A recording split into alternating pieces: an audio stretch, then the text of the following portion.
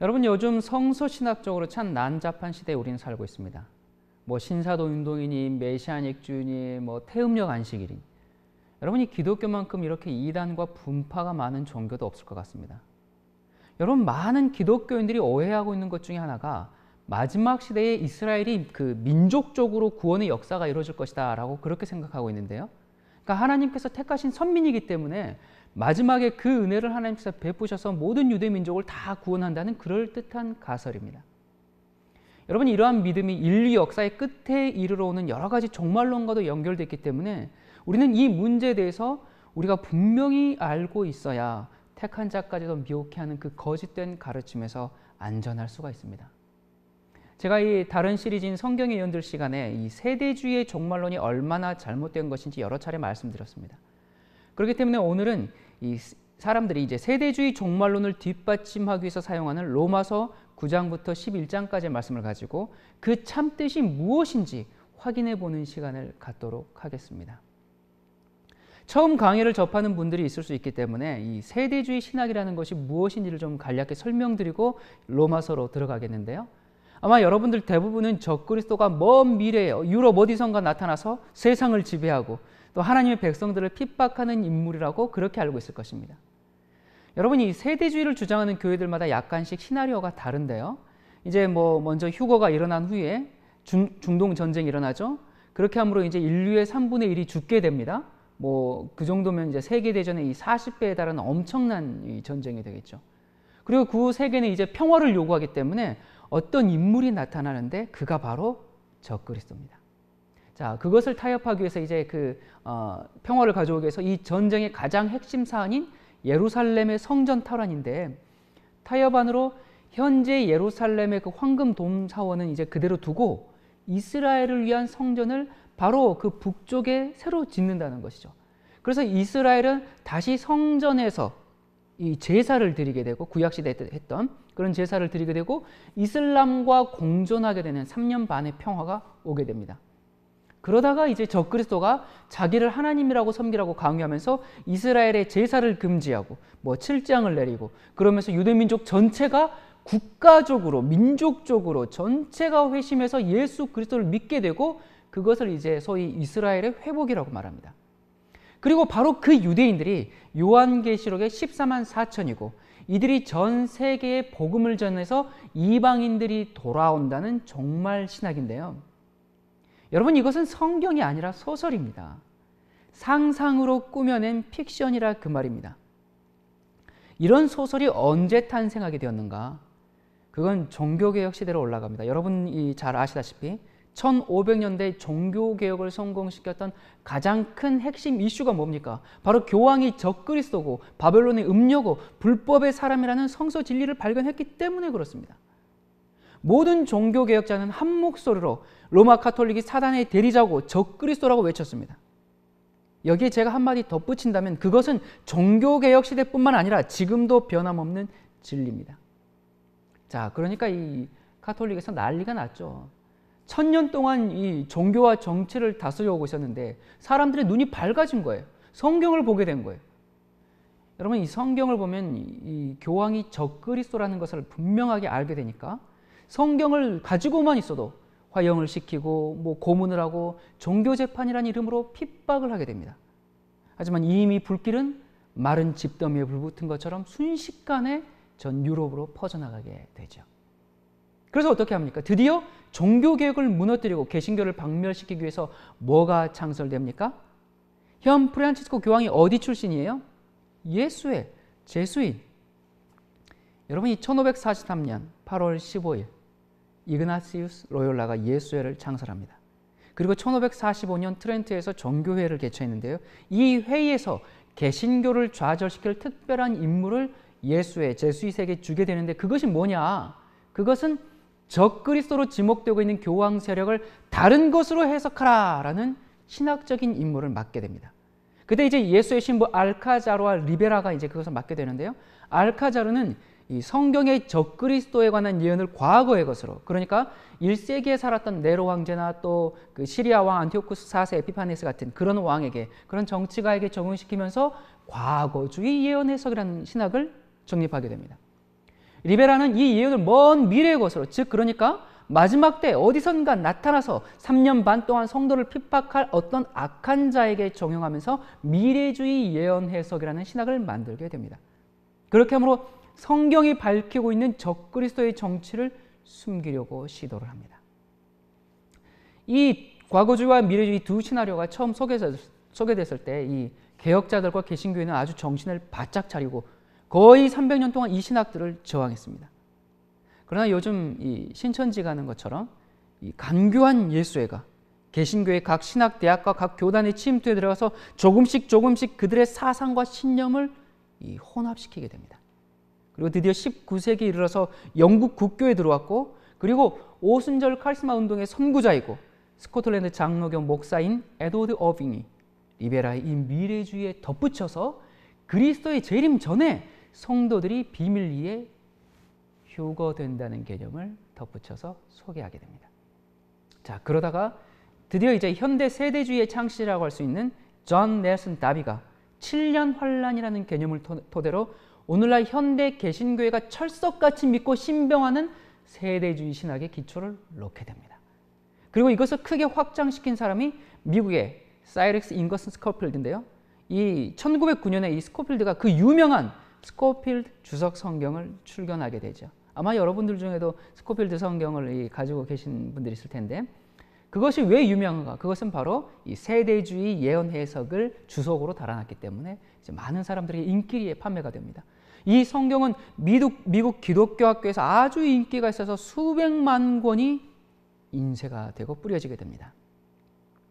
자, 여러분, 우리가 분명한 역사에서 보다시피요, 개신교회를 처리하기 위해서 예수의 신부 리베라가 발명한 이 미래주의 신학에 7년 환란이라든지 비밀유고 이런 잡동사니를 짬뽕시켜서 탄생시킨 것이 오늘날 현대 개신교회가 믿고 있는 세대주의 종말론입니다. 이 알카자의 과거주의 신학은 주로 다니엘서를 해석할 때 사용되고요, 리베라의 미래주의는 요한계시록을 해석할 때 사용되고 있습니다. 그러니까 다시 말하면 현대 개신교회는 로마 카톨릭의 손안에서 놀아나고 있다, 그 말입니다. 여러분이 그 유대인을 중심으로 한 이 세대주의는요, 인류의 역사를 1000년씩 이렇게 세대로 구분한다는 건데요, 그 시대마다 다른 구원의 조건이 있다라고 얘기합니다. 특별히 예수님을 거부한 유대민족이 마지막 때 회심해서 그들의 세대를 채우는데 그 마지막 7년간의 역사가 유대인 위주로 맞춰진다는 것입니다. 자, 그러면 여러분 생각해 보세요. 그러면 그리스도인들은 뭐예요? 그때 뭘 하죠? 유대인들이 계시록의 남은 무리 14만 4천이 되어서 온 세상에 복음을 전하고 이방인들이 돌아오고 그런 역사가 있는데, 그때 그리스도인들은 뭘 하냐고요? 할 게 없죠. 유대인들이 다 하는데. 그래서 만들어낸 것이 비밀유고라는 것입니다. 그리스도인들을 다 하늘로 다 보내버리고 이 땅의 마지막 역사의 장식을 유대인들이 마친다는 것입니다. 여러분, 여기에는 이 다니엘서와 요한계시록에 예언된 적그리스도 교황에 대한 진실은 사라지고 말았습니다. 여러분, 역사라는 것은 쉽게 감출 수가 없는 것입니다.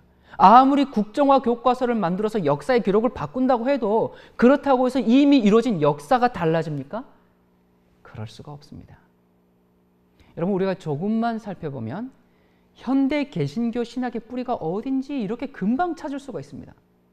자, 그래서 리베라의 미래주의 해석, 즉 오늘날 이 세대주의 예언 해석에 의하면 유대인들이 민족적, 집단적, 국가적으로 그리스도께로 돌아오는 회심의 역사가 일어나야 하는데, 그것을 주장하기 위해서 오늘 연구할 로마서 11장의 말씀을 그들이 근거로 삼고 있습니다. 여러분, 기억하셔야 할 것은 전제와 결론 자체가 이미 잘못된 비성서적인 신학입니다. 비성서적일 뿐만 아니라 반성서적이요, 참된 성서의 진리를 공격하기 위해서 만들어진 신학입니다. 여러분, 이 개신교회가 그것을 깨닫지 못하고 우리 아버지도 믿었고 우리 할아버지도 믿었고 언제부턴가 그렇게 믿어왔기 때문에 그것이 옳다라고 그렇게 생각합니다. 그리고 그것을 합리화시키기 위해서 이것저것 갖다 붙이지만, 여러분, 그렇게 한다고 해서 진리가 달라지는 것이 아니에요. 계속 살을 붙일수록 자가당착에 빠지게 되는 것입니다. 자, 오늘 이제 그 문제가 되는 구절이 로마서 11장 26절인데요. 한번 읽어보도록 하겠습니다. 그리하여 온 이스라엘이 구원을 얻으리라. 기록된 바 구원자가 시온에 솟아 야곱에게서 경건치 않은 것을 돌이키시겠고. 자, 이 로마서 9장부터 11장은 바울이 유대인과 이방인에 관한 문제를 다루죠. 그리고 하나님의 구원의 계획에서 각각 그 유대인과 이방인들이 맡은 역할과 관련된 문제를 다루고 있습니다. 여러분이 이스라엘은 메시아로서의 예수를 거절했지만 이방인들은 예수님을 받아들였어요. 그것을 대조하면서 바울은 그리하여 온 이스라엘이 구원을 얻으리라 라고 말했습니다. 자, 이게 무슨 말일까? 사실 이 구절만 딱 그대로 보면요, 언젠가는 온 유대 이 민족이 구원을 얻을 것이라고 그렇게 말하는 것처럼 보여요. 바울이 여기서 말하고 있는 게 말하고자 하는 것이 정말 뭘까요? 온 이스라엘이 구원을 얻는다. 그래서 이 말씀을 이제 세대주의 신학의 근간으로 삼고 있죠. 과연 이 말씀이 모든 유대 민족이 다 구원을 얻는다는 그런 말씀일까요? 이 말씀을 이해하기 위해서는 로마서 9장부터 살펴봐야 합니다. 여러분, 성경을 해석하는 몇 가지 기본 원칙이 있어요. 이 첫 번째는, 가장 기본은 문맥을 살피는 겁니다.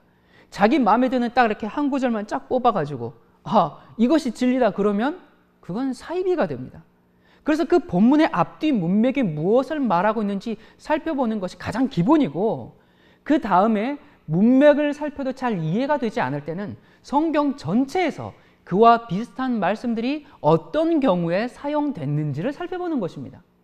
자, 그리고 세 번째, 이것이 문자적인 적용인지, 그러니까 역사적인 적용인지 아니면 계시적인, 묵시적인 적용인지를 살펴봐야 하는 것입니다. 여러분, 이스라엘의 역사 너무나 잘 아시죠? 이스라엘의 역사가 보여주는 것처럼 그들이 어떻게 했습니까? 선지자들을 계속 핍박했습니다. 선지자를 통해서 하나님께서 자비로운 탄원을 보냈지만 그들은 계속 거절했죠. 그래서 하나님께서 이스라엘에게 심판을 내리셨습니다. 그래서 이 로마서 9장이 지적하는 대로 이사야는 이스라엘의 남은 자만 구원을 얻을 것이라고 말합니다. 자, 로마서 9장 27절부터 29절에 있는 말씀 읽겠습니다. 또 이사야가 이스라엘에 관하여 외치되 이스라엘의 뭇 자손의 수가 비록 바다의 모래 같을지라도 남은 자만 구원을 얻으리니 주께서 땅 위에서 그 말씀을 이루사 필하시고 끝내시리라 하셨느니라.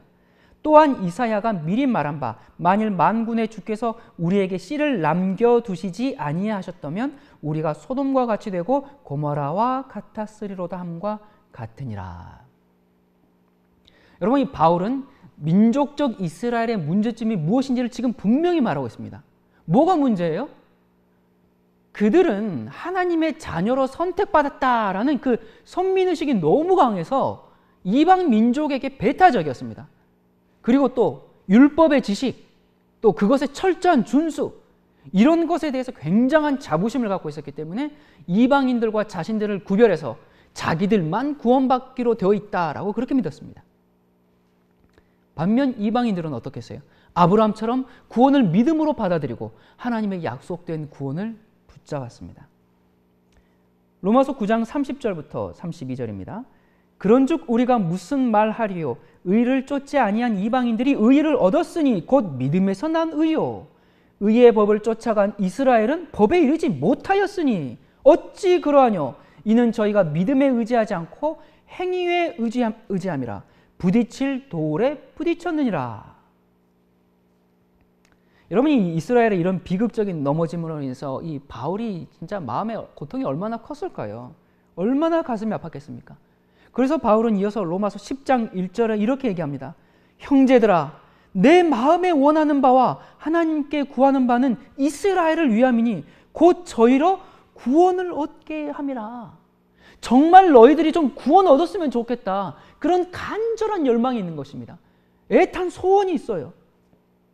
참 마음에 고통이 있는 것입니다. 이렇게 하나님의 진리를 받고 나서 이렇게 떨어지고 멀어지고 멸망 가운데 처하고 있으니 이 바울의 마음이 어떻겠습니까? 그러면서 율법의 기초에서는 아무도 의롭다 하심을 얻을 수 없다. 그러니까 그렇게 해서는 구원받을 수 없다라고 계속 유대인들에게 경고하고 있는 것입니다.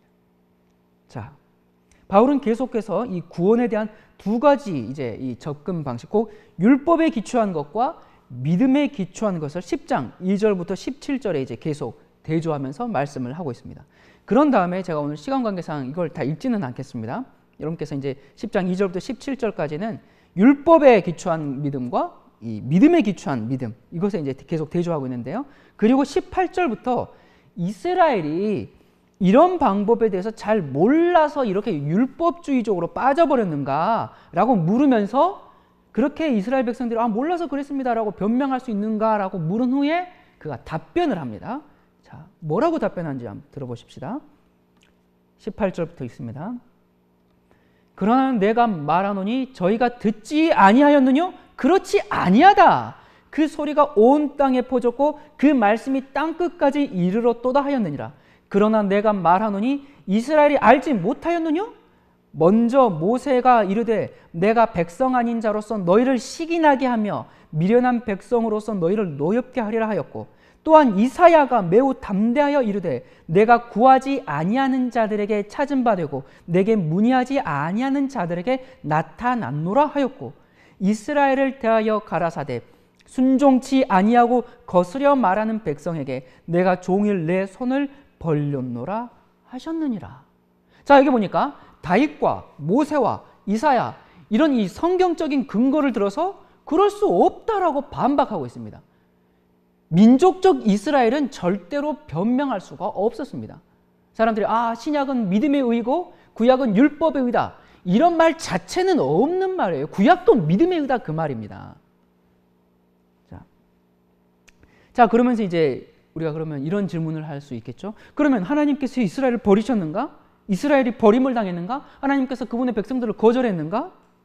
바울은 분명하게 이렇게 대답합니다. 로마서 11장 2절에 하나님이 그 미리 아신 자기 백성을 버리지 아니하셨나니 너희가 성경이 엘리야를 가리켜 말하는 것을 알지 못하느냐? 저가 이스라엘을 하나님께 송사하되. 자, 바울의 이 말은 민족적 이스라엘 모두 다 구원을 받는 것은 아니다, 그 말입니다. 지금. 자, 9장에서와 마찬가지로 11장에서도 바울의 이런 확신은 남은 자의 개념을 가지고 있습니다. 자, 11장 지금 2절 읽었죠? 3절부터 봅니다. 주여, 저희가 주의 선지자들을 죽였으며 주의 제단들을 헐어버렸고 나만 남았는데 내 목숨도 찾나이다 하니 저에게 하신 대답이 무엇이뇨? 내가 나를 위하여 바알에게 무릎을 꿇지 아니한 사람 7천을 남겨두었다 하셨으니 그런즉 이와 같이 이제도 은혜로 택하심을 따라 남은 자가 있느니라. 여러분이 남은 자만 구원받을 것이라면 이스라엘이 모두 다 구원받는 것이 아님이 명백하죠. 자, 그렇다면 바울이 온 이스라엘이 구원을 받을 것이다 라고 한 것은 도대체 무슨 뜻일까? 여러분, 이 난제를 푸는 열쇠는 로마서 9장 6절에 있습니다. 자, 또한 하나님의 말씀이 폐하여진 것 같지 않도다. 이스라엘에게서 난 그들이 다 이스라엘이 아니요. 자, 희한한 말을 해요. 이스라엘에게서 난 그들이 다 이스라엘이 아니라고요? 이게 지금 무슨 말인가? 여러분, 여기에서 정말로 바울 신학의 진수를 보여주는데요.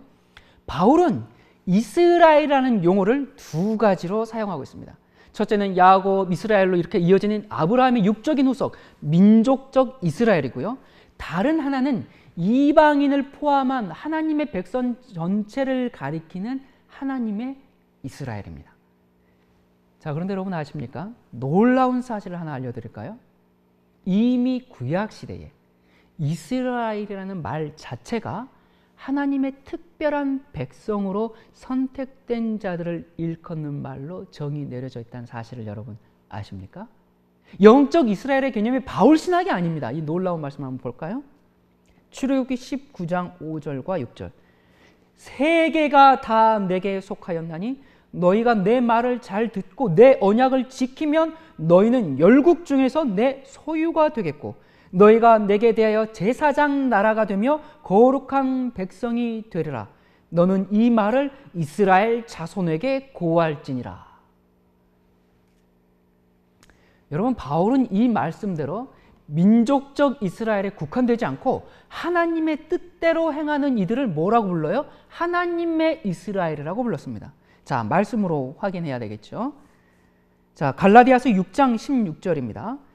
무릇 이 규례를 행하는 자에게와 하나님의 이스라엘에게 평강과 긍휼이 있을지어다. 자, 지금 여기 하나님의 이스라엘을 누굴 두고 하는 말이에요? 유대인들을 두고 하는 말이에요? 아니죠. 갈라디아 교인들을 두고, 이방인들을 두고 지금 하는 얘기입니다. 그 이방인들을 또 뭐라고 불렀는가? 갈라디아서 4장 28절에 형제들아 너희는 이삭과 같이 약속의 자녀라. 이삭과 같은 약속의 자녀는 이스라엘 백성이죠. 그런데 이방인들을 이삭과 같은 약속의 자녀라고 얘기합니다. 갈라디아서 3장 29절 너희가 그리스도께 속한 자면, 더 희한한 말을 해요. 아브라함의 자손이요. 이방인들이 아브라함의 자손이에요? 중국인들이 아브라함의 자손이에요? 아니잖아요. 그런데 너희가 그리스도께 속한 자면 아브라함의 자손이요 약속대로 유업을 이을 자니라. 여러분, 이게 얼마나 감격적인 말씀입니까? 바로 우리와 같은 이방인이 약속대로 유업을 이을 하나님의 자녀요 하나님의 이스라엘이라는 엄청난 놀라운 선언을 지금 하고 있는 것입니다. 여러분, 감격적이지 않습니까? 바울은 어디에서도 이 민족적 이스라엘이 모두 다 구원받을 것이다 그런 주장을 하지 않았습니다. 만약 그랬다면 바울의 모든 글과 이 두말할 것 없이 다 모순되어 버릴 것입니다. 로마서 9장부터 11장은 모든 육적 이스라엘이 구원을 받는다 또는 모두 잃어버림을 당한다 그런 말씀이 전혀 없습니다. 오히려 어떤 사람이 구원받을지 말해주는데요. 바울은 이 점을 두 가지로 강조해 주고 있습니다. 첫 번째, 바울은 아브라함의 혈통적 자손이 모두 다 이스라엘에게 속한 것은 아니다라고 설명하는데요. 로마서 9장 6절과 7절입니다. 또한 하나님의 말씀이 폐하여진 것 같지 않도다. 이스라엘에게서 난 그들이 다 이스라엘이 아니요 또한 아브라함의 씨가 다 그 자녀가 아니라 오직 이삭으로부터 난 자라야 내 씨라 칭하리라 하셨으니. 자, 여기 보니까 모두가 이스라엘에 속한 것이 아니라면 어떤 이들은 이스라엘에 속한다 그 말입니다. 모두가 아니다 그 말은 뭐예요? 어떤 이들은 그렇다 그 말이죠. 자, 그런데 여기서 말하는 것은 지금 혈통적인 것을 말하고 있어요? 아니죠. 자, 좀 더 봅시다. 로마서 10장 16절 그러나 저희가 다 복음을 순종치 아니하였도다. 이사야가 가로되 주여 우리의 전하는 바를 누가 믿었나이까 하였으니. 자, 여러분, 이스라엘의 모든 자가 다 사도들이 선포한 복음에 귀를 기울이지는 않았다라고 말하는데요. 그렇다면 어떤 이들은, 그들 중에 어떤 이들은 복음에 귀를 기울였다 그 말입니다. 맞습니까? 여러분 지금 잘 생각해 보면서 들으세요. 그렇죠? 자, 그러면요. 자, 왜 그런가? 그러면서 바울이 이렇게 얘기합니다. 로마서 11장 14절 이는 곧 내 고륙을 아무쪼록 시기케 하여 저희 중에서 얼마를 구원하려 함이라. 여러분, 이 바울이 자기 동포 중 얼마를 구원하고 싶어하는 열망을 지금 표현하고 있습니다. 자, 여기에 보면 바울이 얼마를 구원하려고 했다면 그것은 모두가 구원받지 않는다라는 전제 조건이 있는 것이죠. 아니, 모두가 다 구원받는다면 그 중에서 얼마를 내가 복음 전해서 얼마를 구원해 보겠다 그런 말 자체가 의미가 없는 겁니다. 내가 얼마를 구원하고자 하겠다라는 그 열망을 표현한 것은 모두가 구원받을 것은 아니다라는 것이 전제되어 있는 겁니다. 자, 로마서 11장 25절요. 형제들아 너희가 스스로 지혜 있다 함을 면키하여 이 비밀을 너희가 모르기를 내가 원치 아니하노니 이 비밀은 이방인의 충만한 수가 들어오기까지 이스라엘의 더러는 완악하게 된 것이라. 자, 여기 이스라엘의 더러는 완악하게 됐다. 여기 이스라엘의 더러는 이제 잘려나간 가지입니다. 앞에 이제 이 참감람나무 그러면서 이제 접붙임 이야기 이렇게 원가지가 잘려나가고 이런 얘기가 나오거든요. 그래서 이스라엘의 더러는 이 잘려나간 가지예요. 그러니까 구원 밖으로 떨어져 나간 가지를 말합니다. 자, 그러면 이방인의 충만한 수가 들어온다고 했는데 어디로 들어와요? 이방인의 충만한 수가 어디로 들어와? 이스라엘에게로 들어오는 것입니다. 바울은 바로 그 다음 절에서 그래서 온 이스라엘이 구원을 얻으리라 그렇게 말한 겁니다.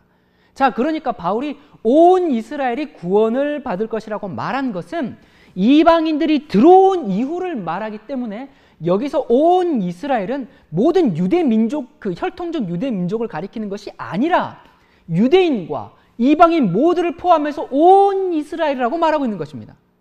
여러분 얼마나 합리적입니까?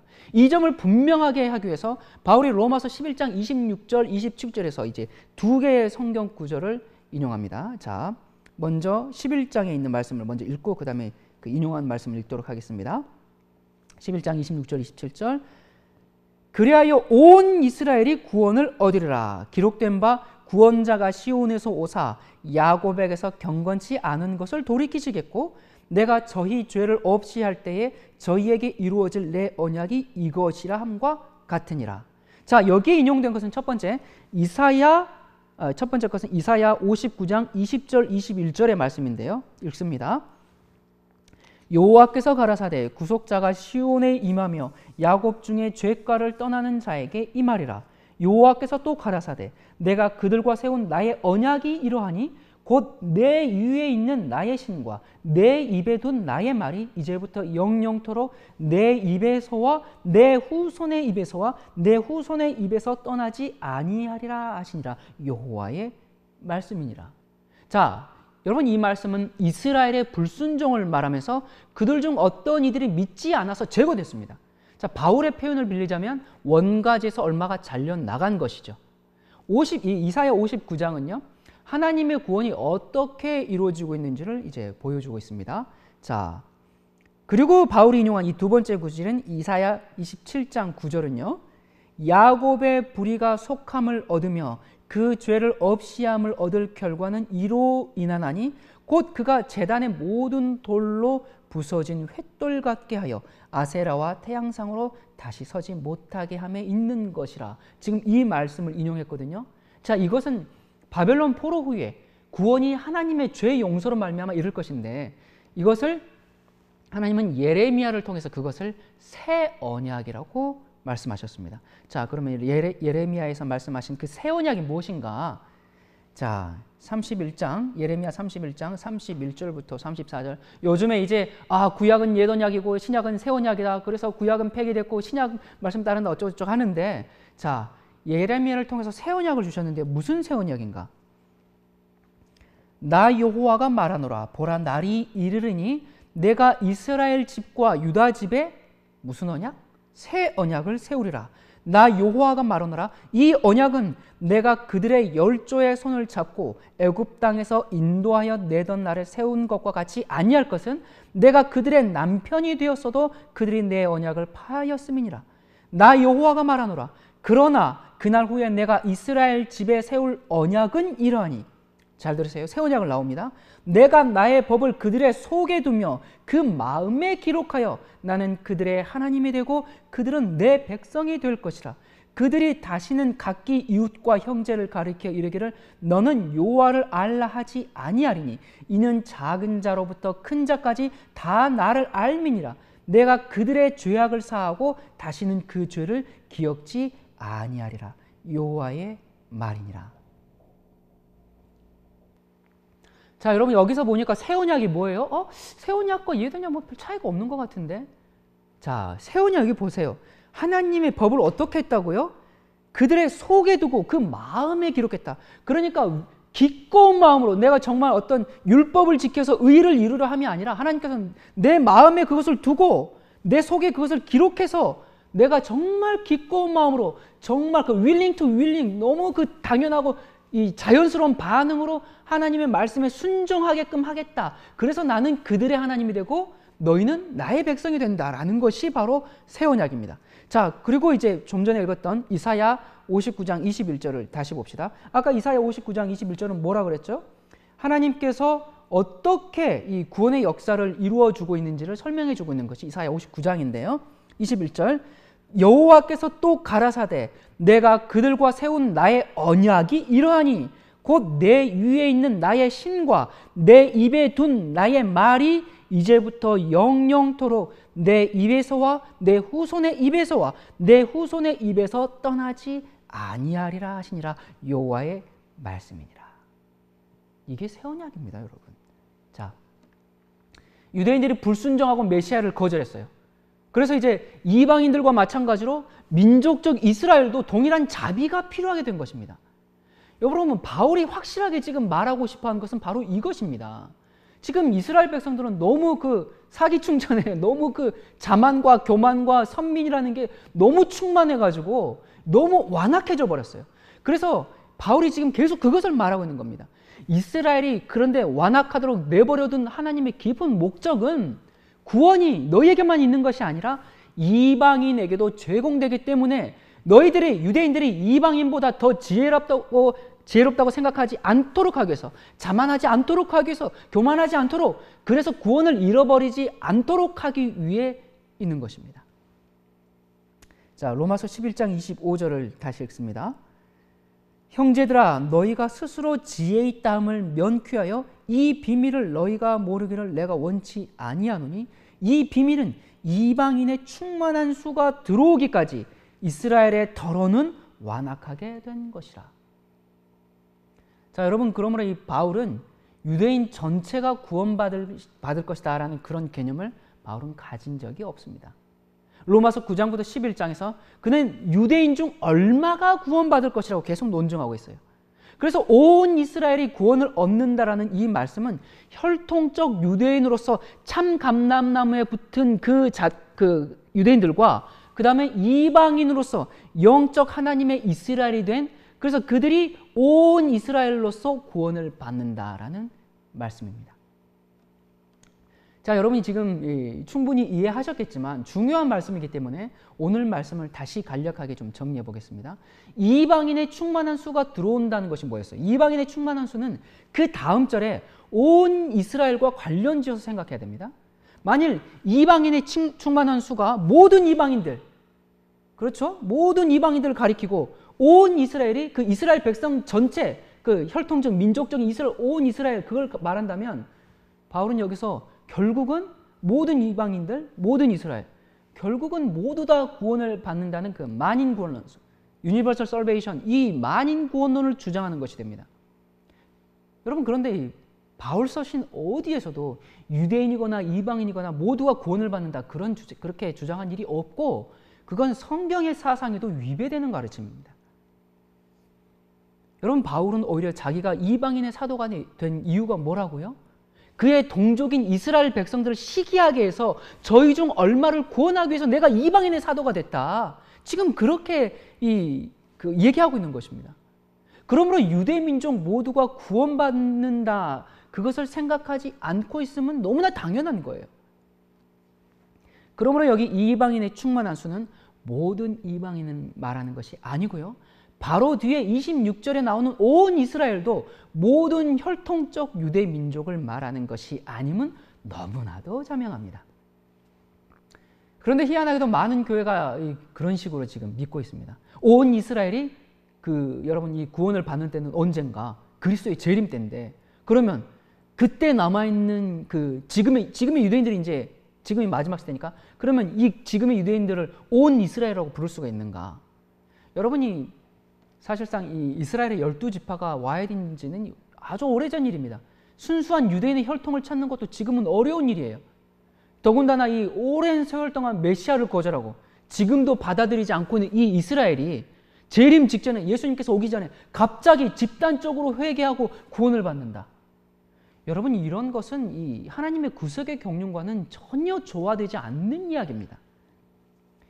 자, 우리가 이제 계속 더 살펴봅시다. 바울은 로마서 1장부터 8장까지는 하나님의 은혜로 그리스도로 말미암아 구원 얻는 도리를 설파하고요, 로마서 9장부터 11장까지는 그리스도의 구속 사역의 성취로 말미암아 하나님의 구속 사역의 범위가 이스라엘 중심에서 세계 만민으로 확대되는 것을 설명하고 있습니다. 여러분, 이 로마서 9장 1절부터 5절까지는 바울이 동족인 이스라엘 백성들이 하나님의 율법을 가지고 있고, 그리고 그리스도도 저희 중에서 나셨음에도 불구하고 구원을 받지 못하는 것에 대해서 지금 바울은 굉장히 애끓는 심정을 토로하고 있고요, 6절부터 13절은 하나님의 백성의 그 정의는 종족에 있는 것이 아니라 약속에 있음, 믿음에 있는 약속에 있음을 밝힙니다. 자, 그리고 이스라엘도 다 구원받는 것이 아니라 로마서 9장 27절에 또 이사야가 이스라엘에 관하여 외치되 이스라엘의 뭇 자손의 수가 비록 바다의 모래 같을지라도 누구만 구원을 얻어요?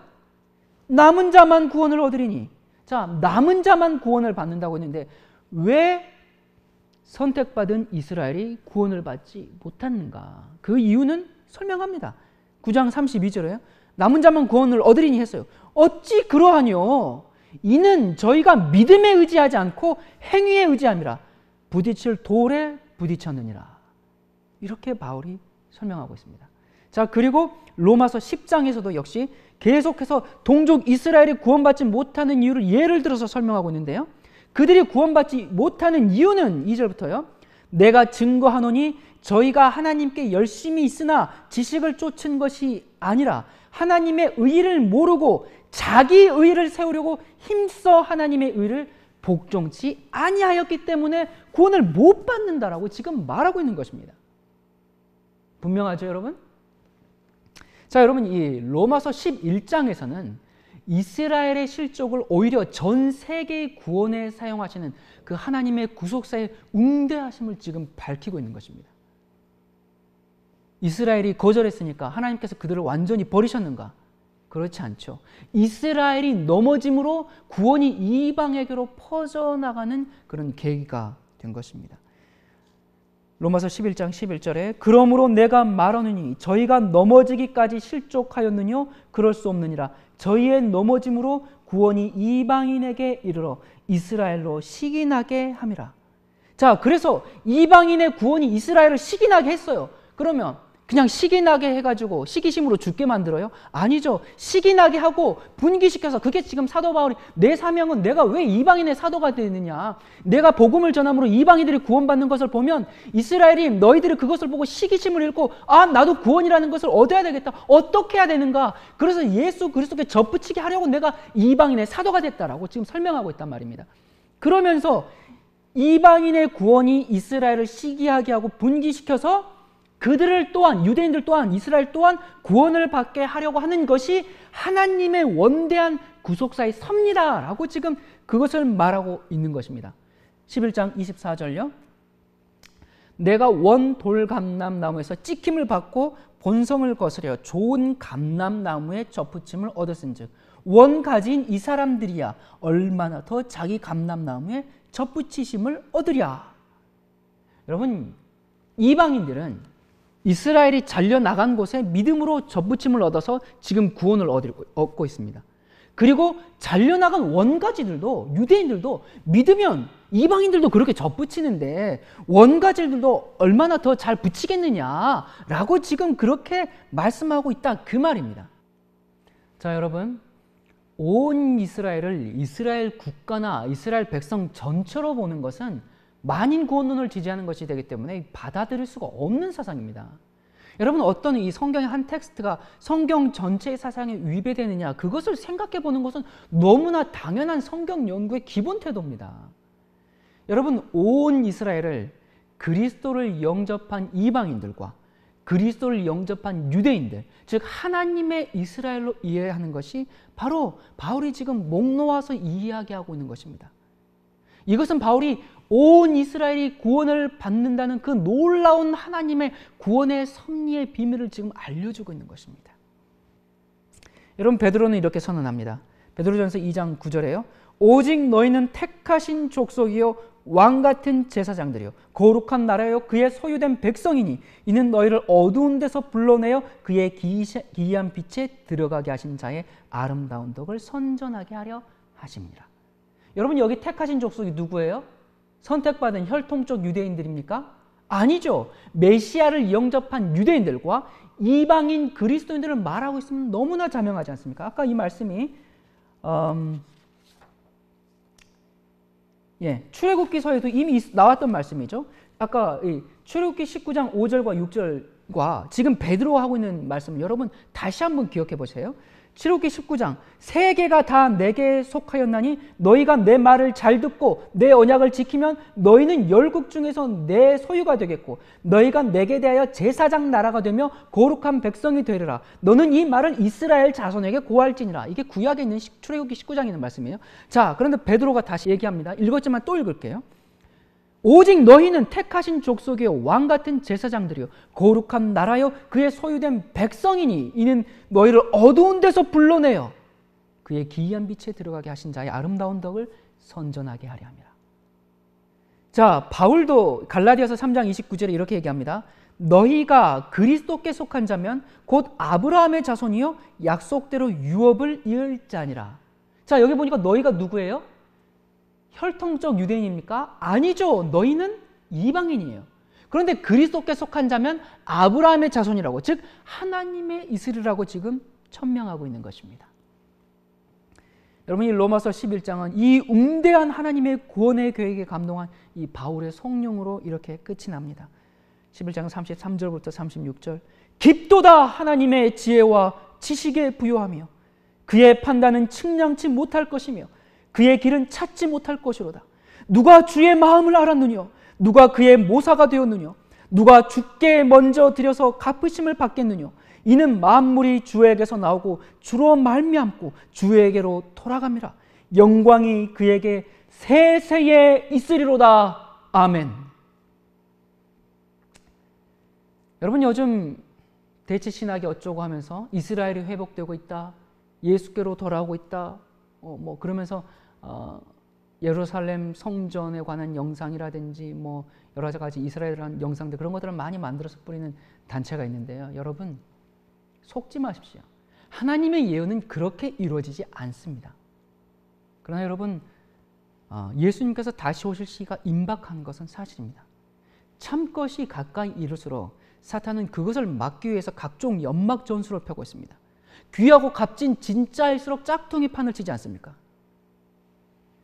여러분, 짐승의 폐 환란이 곧 임합니다. 그래서 사탄은 기독교인들의 시선을 성경 예언과는 전혀 무관한 혈통적인 유대인들과 예루살렘 성전으로 지금 돌리고 있는 것입니다. 여러분, 제가 서두에 성경을 해석하는 방법 중에서 이 말이 묵시적인지 아니면 역사적인지 파악해야 한다고 말씀드린 것을 기억합니까? 자, 여러분, 이 로마서의 이 바울의 말씀이 예언서라고 생각하세요? 요한계시록 같은, 다니엘서 같은? 그래서 이 말씀을 예수님 재림 직전의 마지막 시대에 갑자기 온 유대인이 집단적인 회심을 해서 그리스도께로 돌아온다라는 것을 지금 바울이 말하고 있는 거예요? 그런 예언을 하고 있는 거예요? 여러분, 우리는 성경을 합리적이고 상식적으로 해석해야 합니다. 여기에는 전혀 묵시적인 말씀이 들어있지 않습니다. 이건 예언서가 아니에요. 로마서의 이 말씀만 뚝 떼어가지고 먼 미래에 적용시키는 것은 사이비들이나 그렇게 하는 것입니다. 신사적인 그리스도인, 정직한 그리스도인은 그렇게 해서는 안 됩니다. 여러분이 지금까지 몰라서 그렇게 믿고 몰라서 그렇게 가르쳐 왔다면 회개하시고 참된 성경의 진리로 돌아오기를 정말 간절히 바랍니다. 여러분, 제가 이 상식적인 질문 하나 하겠습니다.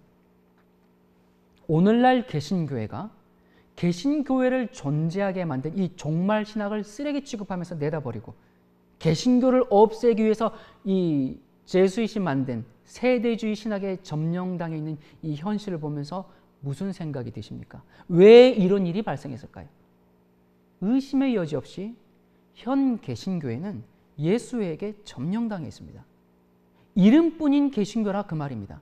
개신교라는 말이 무슨 뜻이에요? 프로테스탄트, 저항자, 항거자입니다. 뭐에 저항을 하는데요? 뭐에 항거하는데요? 교황에 대해서. 자, 그런데 여러분, 오늘날 개신교회가 교황에 대해 저항합니까? 항거합니까? 오히려 음녀의 딸들이 되어서 치맛자락에 뒤집히도록 엉덩이를 흔들면서 환영하고 있지 않습니까? 더 이상 개신교가 아니에요. 개신교는 사라졌습니다. 여러분, 교황은 단순히 종교 지도자가 아닙니다. 여기 뉴스 기사 제목이 교황, 미 의회 연설의 인류 현안 총망라. 인류의 현안을 교황이 총망라해요. 그러면서 이렇게 얘기합니다. 교황은 연설에서 종교, 인권, 자연, 환경, 난민, 가족, 정치 등 매우 다양한 이슈에 대해서 전 세계 카톨릭 교회 현세 지도자로서 의견을 밝혔다라고 합니다. 교황은 종교 지도자가 아닙니다. 여러분, 정말 예수님 오실 때가 얼마 남지 않았습니다. 예수님의 재림은 생각보다 가깝습니다. 지진, 홍수, 태풍, 지구 전체가 여기저기서 지금 무너지고 있습니다.